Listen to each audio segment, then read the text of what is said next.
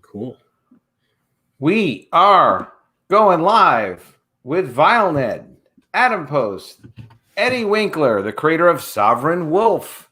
Great to see you, Eddie. And Eddie, like I was just telling you, I'm going to try and do more live streams, have more fun, get more videos out, and also bring up some new great creators like yourself, and just try to show everybody what's going on, and go over the new projects, and go over Mermaids, go over Sovereign Wolf, go over everything that's going on. Great to see you. VileNed, great to see you. Always great to see you.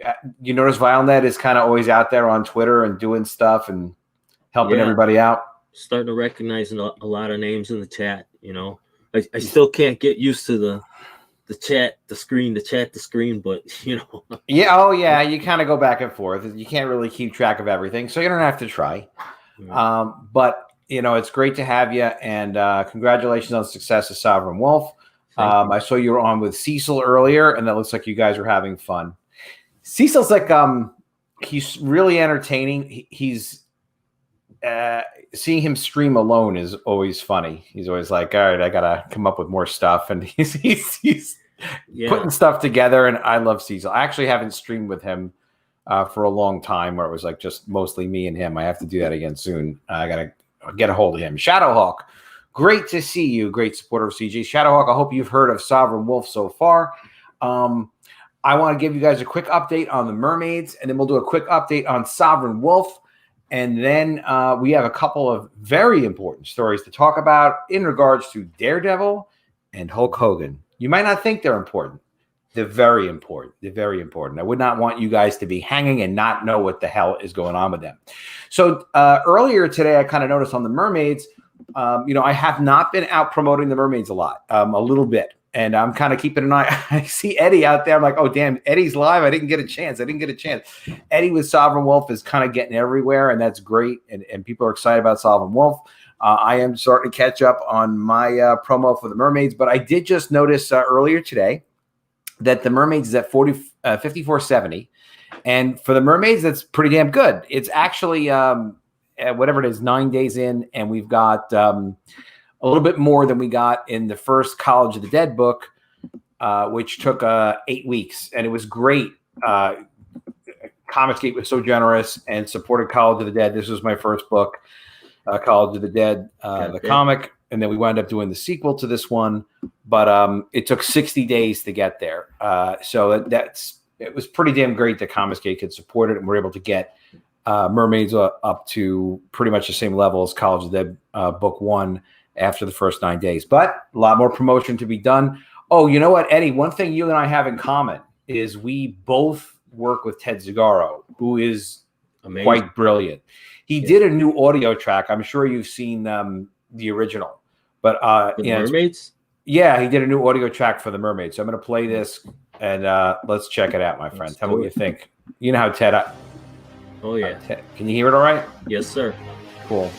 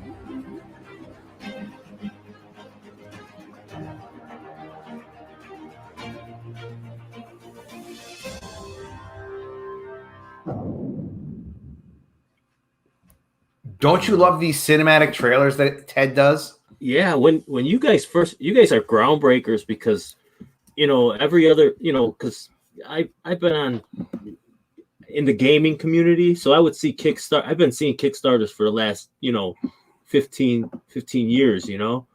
So when I first started seeing comic books, you know, there were no trailers. It was just, you know, it was like someone talking, and or just an image. And then when I started finding you guys, like the College of the Dead one, you know, when that second one hit, man, it was like super cinematic. That was like just the movie poster type feel. And then, you know, I remember asking, I think it was Eric Weathers that actually gave me his name. Yeah, because Eric was asking me about him. Great to see you, Lord Crackhead. Hail, Lord Crackhead. Great to see you. Hammer of Doom. I apologize that that was low. I promise you I will play it again later, and I will play it louder because that's what I have to do. If I don't do that, that would be the wrong thing to do. Violent, thank you for sharing that link. Should I play it again louder, Eddie? Now I feel terrible. Hammer of Doom. This is going out to you, a louder version of the Mermaids. Sorry for the people that already heard it.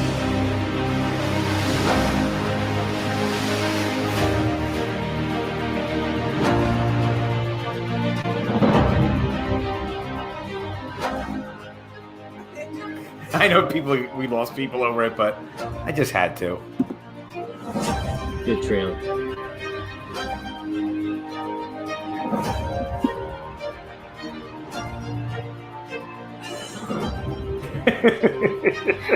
It happens. It's life.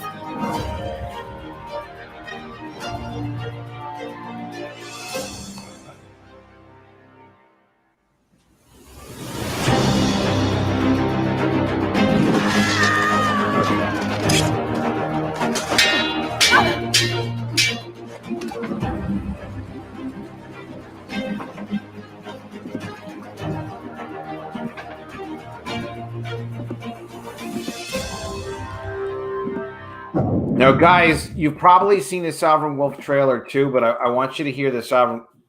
Hopefully, this Sovereign Wolf trailer is awesome. This is a hot new CG book. This is Eddie's first book. He's been promoting it for months. And it's also by Ted Zagaro, did the trailer for this as well. See what you think of this one, guys. Thank you.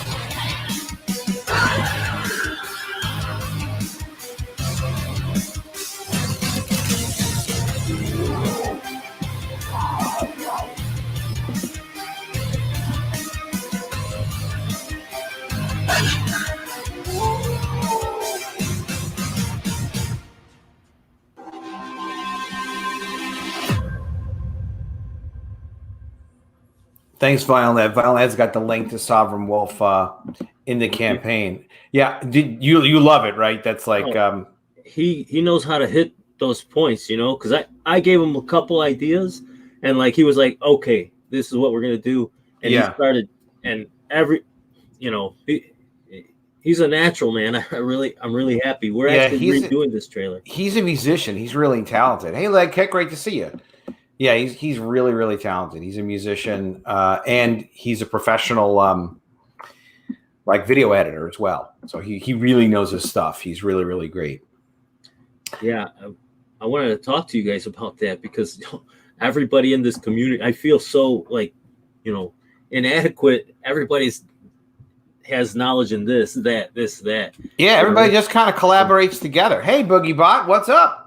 Yeah. Howdy, hey, ho, ho. Yeah, Sovereign Wolf is super killer. We love Sovereign Wolf. That's going to be there's going to be a Sovereign Wolf 2, right?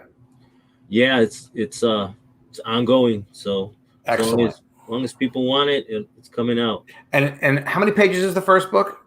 It's going to be over 100. It's a 50-page main story, 18-page prequel story, and an 8-page side story. Wow. Along with pinups and some character profiles, but it's going to be a perfect bound book. So it's going to be a monster, so to speak. Yeah, I have to be a monster. I have you to thank for a lot of that because I would watch your Secrets of the COMICSGATE Network series. Good. Yeah, so I love to hear that. I love to hear that it helped people, and I've heard nice things from other people too. But I appreciate you saying that. Yeah, so you got a couple tips.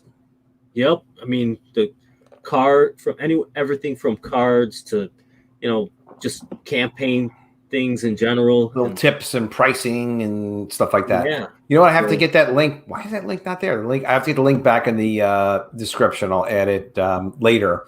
But yeah, there's a good playlist. It's a series I did of about 40 or so videos, just talking about different aspects of self-publishing and COMICSGATE, and it's helped Eddie with Sovereign Wolf, and it's helped some other guys as well, I know. And you know, we all got to help each other in this thing and do the best we can and make some good books. So, have you heard about this? Have you heard that Daredevil is basically back at Marvel now, and now Feige's got to figure out what he's going to do? Yeah. This is coming from Cosmic Book News. This is one of my favorite websites to get info on. They always have cool stories, but they also have some good rumor and some inside stuff. That's by Matt McLoyne. I really like what he does. Daredevil back at Marvel. What will Feige do? And here's what the conflict is. The pressure is on Kevin Feige as Daredevil is now back at Marvel, and the fans and actors are petitioning for the return of Charlie Cox and the characters from the Netflix show. Daredevil returned to Marvel as the Netflix show was officially canceled November 29th, 2018, some say by Feige himself. Nobody knows. Under the terms of the Netflix deal, Marvel was not able to use the characters for 2 years. Couldn't even use their own characters. That makes sense? Yeah, at the time it made sense. But now that time is up, which means Daredevil can appear in the MCU, and probably should. Daredevil is like my favorite character. Daredevil and Wolverine were like my two top. Wolverine because he's such a cool character, and Daredevil because Frank Miller wrote it. It was amazing in the 1980s. Marvel was never connected. While Marvel tried to convince its fans that it was all connected in an attempt to quiet them down, nothing was ever connected, as Daredevil and Netflix characters never appeared in Infinity War or Avengers Endgame. Not even a cameo role. Not even a nod. Not even a mention. I mean, I don't know what they would have done in the Avengers. They could have showed like Daredevil looking up at the sky or something. I don't know what, or, maybe Karen Page could have died or something when Thanos snapped his fingers. What was Daredevil going to do? Throw his billy club at somebody? But even though I love Daredevil, but what can he do in that situation? It's like Daredevil versus Galactus. What's he supposed to do? Nothing was ever connected, not because they couldn't get the actors on the right schedule, but it had to do with Marvel Studios under Feige and Marvel TV under Jeff Loeb existing as two separate companies at Disney, where just like something out of the comics that inspire the films and TV shows, the two didn't get along and have been considered sworn enemies. Well, yeah. Okay, so the long story short, Feige won the battle and is now in charge of all of Marvel films, TV, and publishing, and has done away with basically all of Loeb's Marvel TV plans, including the Netflix shows Agent of S.H.I.E.L.D., whatever Marvel ABC TV shows were planned, and all of the Marvel Hulu shows. The Marvel brand was dropped from Hellstrom. I didn't know that. All right, I learned something new. That's why I like Cosmic Book News. By the way, if you haven't subscribed to the channel, please do subscribe to the channel. Click the bell for notifications. It is a huge help. Except the Goofy MODOK animated series. Feige likes Goofy for some reason. What's not to like with Goofy? Goofy is fun. And Feige has wound up in a position of incredible power over these Marvel franchises. Oh my God. Don't you think? Yeah. What do you think, Eddie from Sovereign Wolf, of what he's done with Captain Marvel? I can't even talk about Captain Marvel. I think I watched about 10 minutes of it, and I didn't ditch it on purpose. It just, I lost interest and something else came up. So I have not seen it. I personally am not a fan of any of the ABC shows. I think Inhumans was one. I didn't like. I think I tried to sit through Agents of S.H.I.E.L.D. I hope they don't ruin Daredevil because I like the series. I like Charlie Cox, and Charlie Cox was great in it, right? He is Daredevil. And were you into all the Frank Miller Daredevil stuff and Stick and the Hand and all that stuff? I love Daredevil because obviously my era was like the mid 80s when I was really into comics and I could understand them. So Daredevil was always in Spider-Man. Spider-Man's my favorite. They had a synchronicity, whenever they were either they fought each other a lot over, scruples and things like that. They teamed up a lot, but yeah, that whole era of comics was just amazing. Yeah, Daredevil versus the Kingpin, and Elektra was a great character, and Bullseye was a great character. They all seemed real, even though they were in crazy costumes. Yeah. Cool. All right, so this is what Matt says. What does it mean for Daredevil? Well, the writing has been on the wall. It's no coincidence. Feige allegedly canceled the Marvel Netflix shows, which includes Daredevil, because of the MCU coming to Disney+. That makes sense. They have to consolidate all their projects. Agents of S.H.I.E.L.D. ended because of Feige. Development of the Marvel Hulu shows stopped, Ghost Rider, etc., because of Feige. Hellstrom dropped the Marvel brand. Showrunner confirmed nothing to do with MCU because of Feige. Feige fired Jeff Loeb and got rid of Loeb's buddies, the Marvel Comic Creative Committee, which makes sense because what the hell was that committee doing anyway? I don't think they were really helping. Feige now has more power over Marvel than Ike Perlmutter, who seems to be headed for retirement, which makes sense because he's a billionaire and he's very old. He's done his thing, and he's not going to control the characters. He's a big stockholder because they sold Marvel to Disney, but what the heck is he going to do? Marvel TV has been rebranded by Feige to Marvel TV Studios. It doesn't seem like that matters that much. What it means for Daredevil is that it seems Kevin Feige will reboot the character in the MCU, that Charlie Cox is out. Oh, that would be terrible. Yeah. All right. So comic book news does get word from insiders.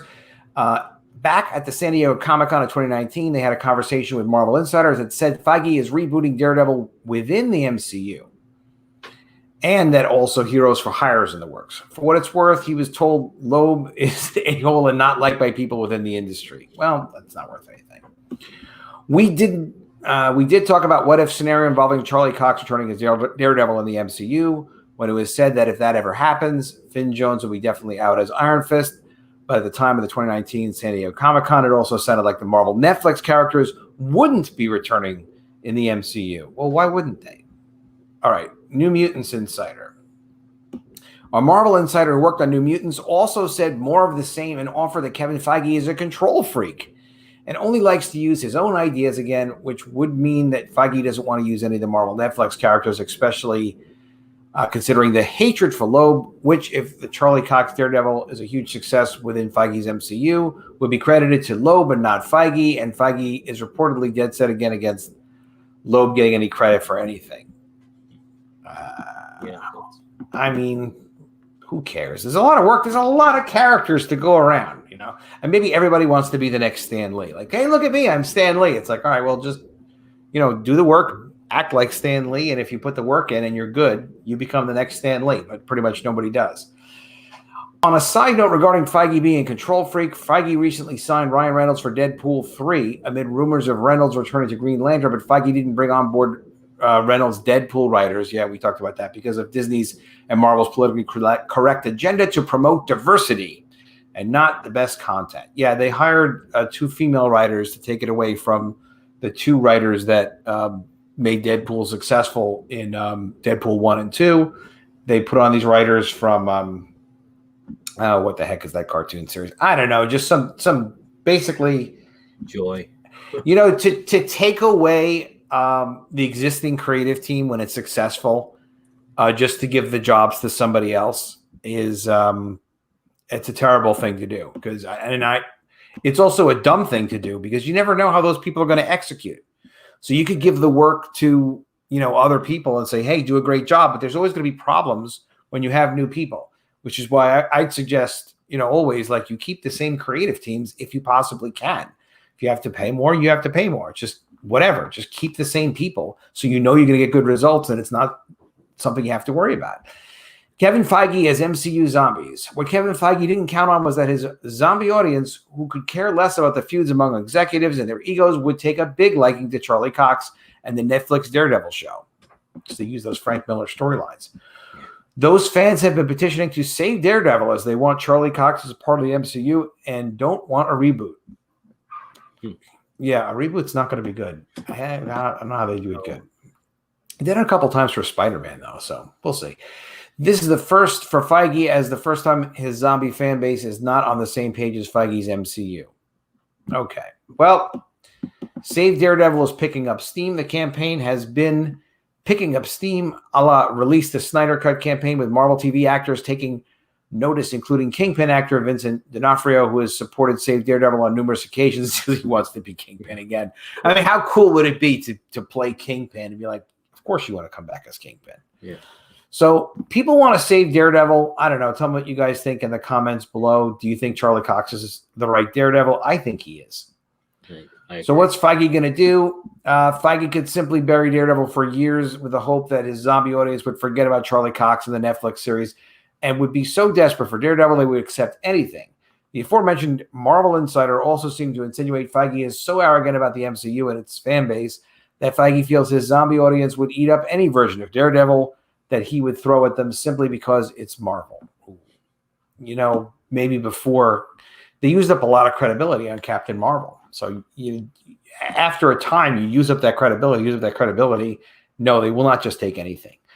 Feige could always bring back Charlie Cox in a cameo appearance in Doctor Strange 2 to show Daredevil and the Marvel Netflix characters being part of the multiverse in hopes it would satisfy his zombie audience's craving. However, what Feige hasn't considered is that the Daredevil fans, similar to Star Wars and Marvel cosmic fans, are gaining immunity to the zombie virus. Yeah, Save Daredevil does sound cool. Should we save Daredevil? I think we should. I was just going to ask you about that. What are your feelings? I think the whole movie thing and television shows, just like there was a big vampire run for a while. Then there was zombies. You know, Walking Dead. Walking Dead is still popular, but I don't think it's as popular as it was. Yeah, definitely not as popular as it was. I don't know. And it's all this stuff that they do too much to focus on stupid diversity stuff and trying to please new audiences by showing, representation or something like that. Like people don't care. They just want exciting, fun stuff. They don't want to see themselves, by their age or skin color or disability or whatever it is. They're not interested in that. And that's really what COMICSGATE is all about. Mm-hmm. Charlie Cox is a great Daredevil. That's a true statement, like Kick. He is a great Daredevil. And whoever was Elektra, she was better than the movie Elektra. Oh, yeah. But they did a lot of episodes that way. Hey, Dr. CROWLEE is here. Good to see you. Yeah, so our vote is leave Charlie Cox in Daredevil. I don't know. Feige has gotten too much power. What are they even going to do now that they have problems with the movies? You can't really put movies out. They have all sorts of other problems. Who knows what's going to happen? Oh, God. I like this story. Oh, geez.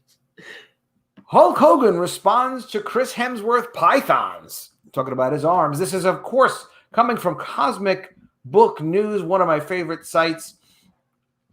Hulk Hogan responds to the recent image that Chris Hemsworth posted of himself sporting the possible 24-inch pythons that's pretty big arms, as the Thor actor is set to play the Hulkster in a biopic on Netflix.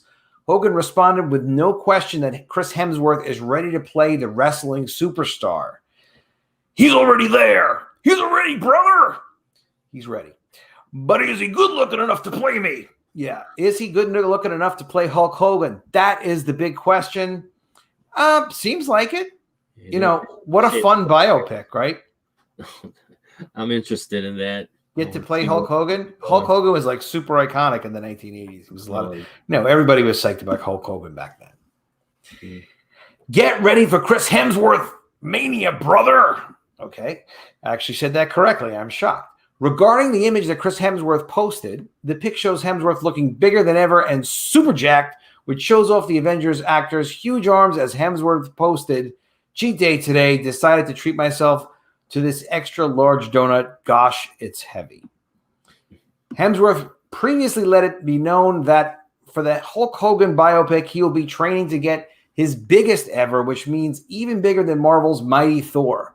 That is going to be pretty damn big. As you can imagine, the preparation for the role will be insanely physical. I will have to put on more size than I ever have before, even more than I put on for Thor. There is the accent as well as the physicality and the attitude, said Hemsworth back in July. This is going to be worth seeing. It's going to be a lot of fun, especially if you know who the hell Hulk Hogan is. Even if you don't, you'll be like, I'm sure he's going to do a really good job of it. And people will be like, does that really exist? And you're like, yeah, look, compare him to the original guy. It's actually going to probably be a lot like him. During his years of wrestling, Hulk Hogan is known for sporting the 24-inch pythons, which is the measurement around the arm and bicep. We'll have to see if Hemsworth has matched Hogan's pythons by, hopefully, Hemsworth. Okay. Posting a pic of a tape measure around his arm. Yeah, I'm sure he would. The Hulk Hogan biopic on Netflix centers around the origin story of the Hulkster and the rise of Hulkamania and has no release date as of yet. Details previously said include that Joker director Todd Phillips will be directing and producing, and what a crazy freaking project. And that Hogan, real name Terry Jean Bollea, will be acting as a consultant and executive producer. Chris Hemsworth is also returning for Thor: Love and Thunder, which is said to start filming in January. And judging by the look of Hemsworth, Fat Thor is no more brother. Thank God. Yeah, Hemsworth is working out. Well, they can make him look fat if they want to. Wow, it's a big tire he's pushing. Yeah. All right. He's pushing a big tire. Yeah, I think that's going to be worth checking out. I think it's going to be cool. You know, especially he's going to get the personality and the accent and get the whole thing down, the whole Hulk routine. I think it'll be a lot of fun. Dr. CROWLEE, are you going to see that? I will watch the Hulk Hogan flick if the theaters are open back up, but not watching anything that comes straight to streaming. All right. That's a good policy. That's a very disciplined policy. Richard B. says, Charlie is more street level. You know the MCU would want something more CGI in the sky. That's true. Plus, you know how mindlessly they feel the need for origin stories. They'll want to rewrite the Netflix storyline. Yeah. I mean, the origin stories, I get it. You know, I get why they want to do that, but it does seem a little bit ridiculous. You don't need to show the origin for every reboot. Yeah, I think it's going to be. It's funny, like, because in the 80s, like you're are you in your 40s or how old are you? Yeah, I was born in 75. 75. Okay, so you know what the Hulk Hogan thing is all about. Yeah, that was exciting. It was a lot of fun. Yeah, like a real life superhero. Yeah, it's crazy. People adored this guy. And yeah, he lived a wild life. I want to give a shout out to our friend Tampa, who also features Sovereign Wolf a lot too. Guys, if you don't follow at Tampa2, definitely check him out on Twitter. He is always out promoting books. Right now, he is helping us out on the Mermaids. He's got up for Mermaids. He's got Billy Tucci's book, She Heiko, if I'm pronouncing that right. Billy's doing great. She Heiko. Billy Tucci's She character is back. She is back with a new sequel to Return of the Warrior, an all-new graphic novel, Heiko. I don't know what Heiko means. It might mean something really cool, but definitely check this book out. Billy explains a lot of it, I'm sure. There's a very cool photograph. Billy's art is beautiful, and Billy is doing fantastic with She. He's going to keep doing more She books, and he sets a great example for everybody who's doing independent comics. Yeah. You know what? I meant to click on it. I didn't really click on it. Back in the 90s, did you do the convention scene? I know you. I did some conventions back in the 90s, and I did know Billy because we were both on Long Island too. Okay. But yeah, we used to do like just New York City stuff mostly. Okay. That's the area you guys are in? I'm on Long Island. Yeah, I was on Long Island at the time, and I'm on Long Island yet again. Nice. Living on South Shore, Long Island, Massapequa. Sweet. Yeah, man, that's where I grew up. We also have The Great Sovereign Wolf. That's also something that Comics for Everyone at Tampa2 promotes. Sovereign Wolf is Eddie's project. It's a very cool project. We did look at the trailer earlier. Now, all the art is done on this? Yeah, the book is completely done. It's just got to be put together. I got to do like the credits page. Very cool. You got to lay out like behind the scenes. I'm going to show like from layout to pencils to inks to excellent. But yeah, everything's done. It's just got to be put together. Excellent. And Eric Weathers is doing that. So fantastic! You got a great guy. He's a Eric can get the job done. Yes. He knows how to put books together. Absolutely. Yeah, he's a great guy too. I like Eric. Very friendly, very nice guy. Another book that Tampa is looking at is 1984. I don't know. I've seen the name around Shelby Robertson. And if Tampa's mentioning Shelby Robinson, that means Shelby is good people. Shelby does not have a trailer, but the art looks kind of like 90s image-ish. Yeah, I'm seeing like Extreme Studios-ish. Yeah, it looks really cool. So I think every book in that. Oh yeah, there you go. We're out of Extreme Studios. Practically. 1984 is back in one glorious collected volume, 90s nostalgia from creator Shelby Robertson. You know what? I was reading about this earlier. It's a collection of exciting full-color 3-issue run of the comic book series, plus extras. The Perfect Bound trade paperback runs a total of 94 pages. It's pretty good. This book is created, written, and drawn by Shelby Robinson. Interior colors supplied by Stephen Oakes and some other people as well. But you want to check that one out too. 94 pages. It's pretty cool for $25. So that's 1984 volume 1. But again, if you I thought I was on the page. I wasn't on the page. Oh. That's all right. This is what 1984 looks like. So he's already met his goal. This is something that looks like it's getting collected as a trade paperback in color. It does look like cool art. It looks like it's cool 90s stuff. And he's going to be shipping March 2021. Probably just has to print the thing. It looks like it's pretty much done. It looks pretty cool. And again, if it's something that Tampa's promoting, then you know it's good. Tampa too. Tampa's great, man. That's every day he's posting our stuff at least he's twice a madman. So that's awesome.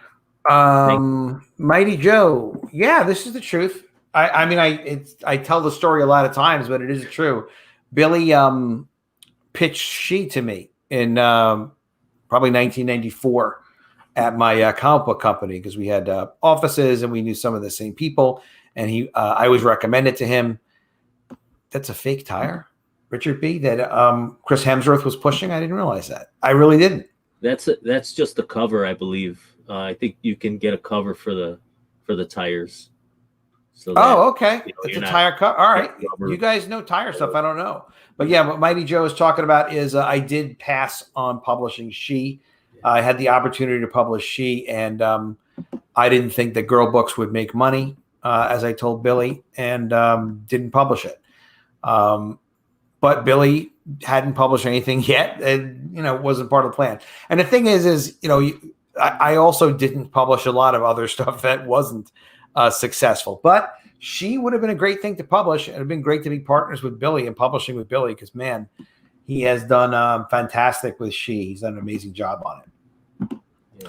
That is, that's the way it goes sometimes. You can't be right all the time. Just kind of sometimes. All right. Well, this actually turned out to be a shorter stream than I expected it to be.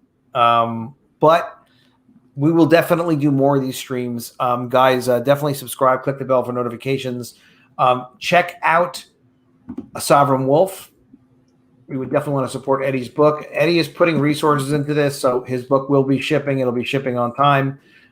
It looks like a very cool book. I love the trailer, so you want to check that out. A lot of you probably already backed it already. And also, where's that Mermaids project? The Mermaids. Check out the Mermaids. The Mermaid is full color. The Mermaids is also done and ready to rock. I'm going to be shipping this one in April of next year. Check it out. There's also a very cool making of book. And there's a link to it in the descriptions. Also at epicmermaids.com. And we will see you again soon with another video. And if we don't see you, I know I will miss you. Eddie, will you miss people if you don't see them? I will miss them. All right, good. Eddie will miss them too. All right, I'll see you again soon. We'll get Eddie back on again soon. We'll have even more fun. Thanks, you guys. Have a great night. Sweet.